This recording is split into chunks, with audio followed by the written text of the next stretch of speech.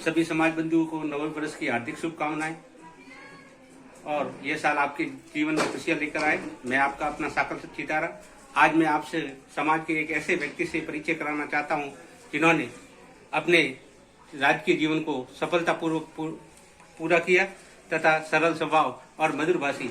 आगे का परिचय आप उन्हीं की जुबानी।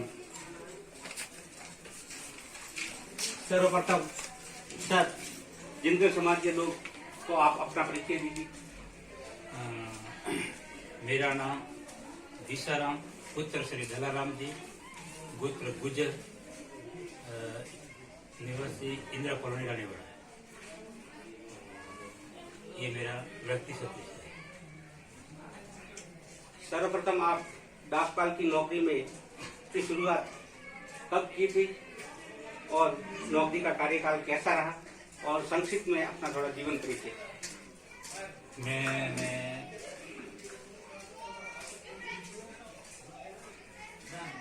जीवन मेरा स्टार्ट तो बड़ा कठिनाई भरा था। उस समय 10वीं क्लास पास करना एक बहुत बड़ी बात है। 78 के अंदर 78 के अंदर मैंने 10वीं पास की थी। 82 के अंदर मैंने उस समय हायर सेकेंडरी बोलते थे, अब जिसको सीनियर बोलते हैं, वो पास की। और कॉलेज के अंदर मैंने दाखिला लिया था जालोर माध्यमिक महाविद्यालय जालोर में। उस समय के अंदर मैंने एक पोस्ट ऑफिस का फॉर्म भरा था। 8 अप्रैल 1980 में मेरा इसमें पोस्ट ऑफिस चयन हुआ था और उसमें ट्रेनिंग करके मैं करीबन 22 जून को घर पे आ गए। 9 जुलाई 1980 से मैंने इस विभाग के अंदर इस पद पर कार्य प्रारंभ किया है। अभी तक मेरी सेवा 40 साल 5 महीने और 23 दिन हो चुके और पूर्ण करके मैं कल यानी 31 दिसंबर 2020 को भार मुक्त सेवानिवृत्त।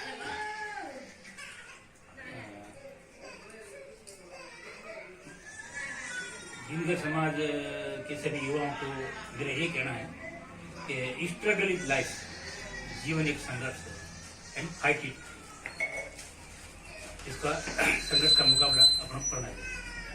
और वैसे अपने शास्त्रों में भी कहा हुआ है, गीता के अंदर भी कहा हुआ है, सुखार्थी तो कुतम विद्या, विद्यार्थी तो कुतम सुख।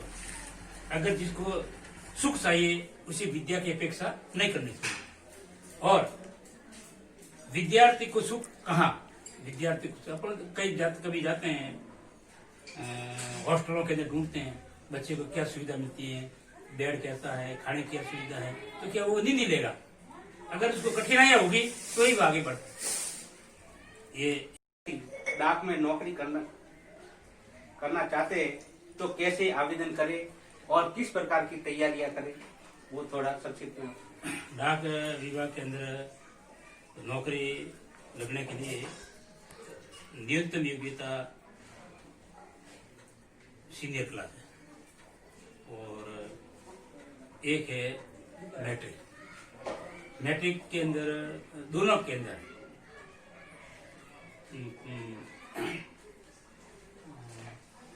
प्राप्तांक जो अंक मिलते हैं, मेरिट बढ़ती है, उस मेरिट के आधार पर उनका चयन होता है। ये विभाग करीब विद्यार्थी फर्स्ट डिग्री वालों को लेते हैं, ज्यादातर अच्छी पढ़ाई वाले लेते हैं। अब इसके अंदर क्या होता है कि जो मैट्रिक विद्यार्थी भी है और उनका परसेंटेज 90, 85 से अबोव है तो उनका सेया GDS जिसको ग्रामीण डाक से बोलते हैं उसमें होता है। तत्पश्चात को 2 साल का प्रोबेशन पीरियड खत्म होता है तो एक परीक्षा होती है। उस परीक्षा को जब पास कर जाता है और वो पोस्टमैन बनता है और 5 साल की नौकरी हो जाती है तो डायरेक्ट पोस्टल असिस्टेंट डाक सहायक के लिए वो आवेदन कर सकता है, उसकी परीक्षा दे सकता है और परीक्षा पास करता है तो उसका आगे हो जाता है। अब एक और डायरेक्ट पोस्टल असिस्टेंट की भर्ती होती है जिसके अंदर सीनियर या ग्रेजुएट उसी का ही चयन होता है। उसके अंदर एग्जाम होता है और वो एग्जाम फाइट करने पर ही उसका चयन होता है। इसका चयन के लिए कभी कभी एनजीओ वाले भी इनके एग्जाम लेते हैं, लेकिन ज्यादातर गवर्नमेंट खुद ही अपने स्तर पर इसका एग्जाम लेती है। इसके लिए कोई विशेष सिलेबस नहीं होता है, अलग से कोई सिलेबस होता नहीं है जिसके लिए मैं आपको बता सकूँ। सिर्फ उसके जो भी इसके एजुकेशन के नंबर वगैरह वो देखे जाते हैं और जीके है वगैरह ऐसी परीक्षा ली जाती है। जिनकर समाज को आप क्या संदेश देना चाहते हैं? मैं जिनकर समाज को भला क्या संदेश दूं? जिनकर समाज तो खुद अपने आप में एक प्रबुद्ध, जागरूक व बुद्धिशाली समाज है। अपने समाज के अंदर जहां तक मेरी सोच है, किसी को कम आंकना अपने खुद को कम आंकने के बराबर है। क्योंकि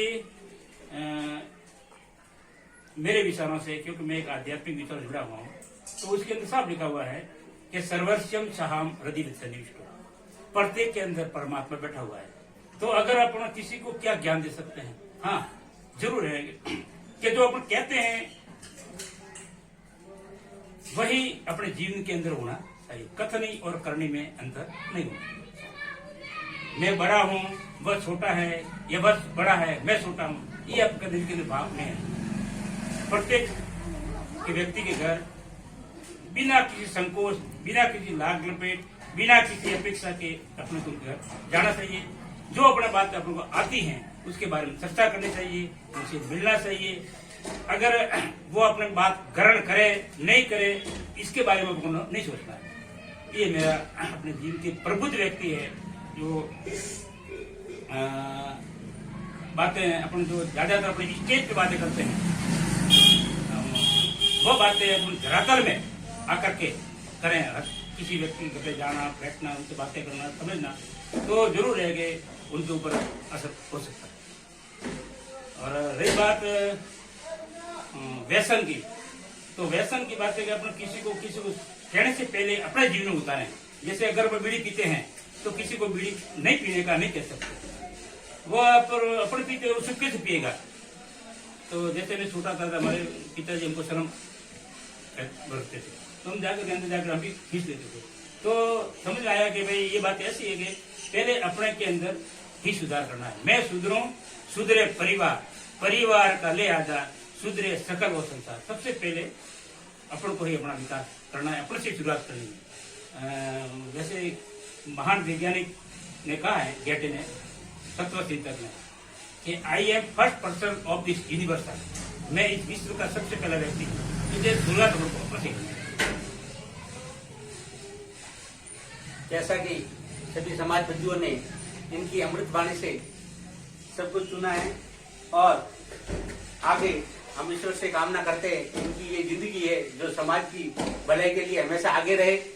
और इनके बारे में एक और जानकारी देना चाहता हूँ कि इन्होंने अपने जीवन में संघर्ष करके अपने दोनों पुत्रों को भी राजकीय सेवा में लगवाया है। इसलिए जिनकर समस्त समाज की तरफ से इनको बहुत बहुत हार्दिक शुभकामनाएं, हार्दिक आभार। धन्यवाद।